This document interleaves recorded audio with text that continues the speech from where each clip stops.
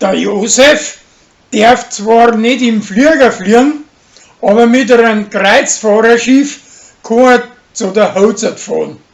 Und der Patrick kennt jemanden und besorgt ihm nur einen Platz, samt denn, dass das Schiff eigentlich schon ausgebucht ist.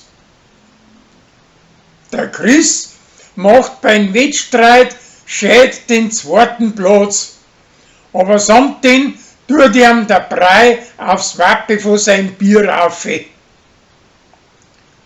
Uri kann nicht gut schlafen und drum sollt ihr der Korbi seiner Mutter ihren Fingerhuttropfen bringen.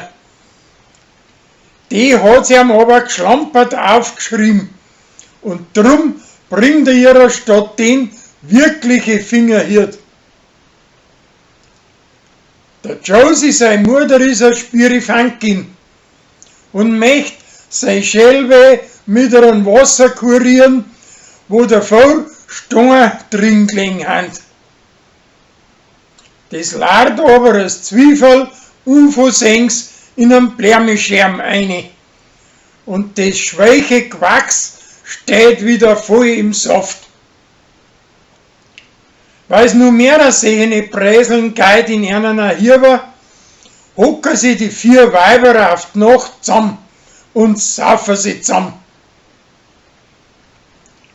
Der Patrick übernimmt für ein paar Tage die Wirtsküche und kommt dabei mit der Sarah übers Kreuz, weil er zu viel von ihr verlangt.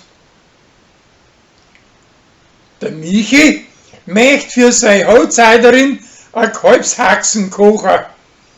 Und weil er aber keine Zeit nicht hat, lässt er das Heimle und hintenrum einen Hummerl machen.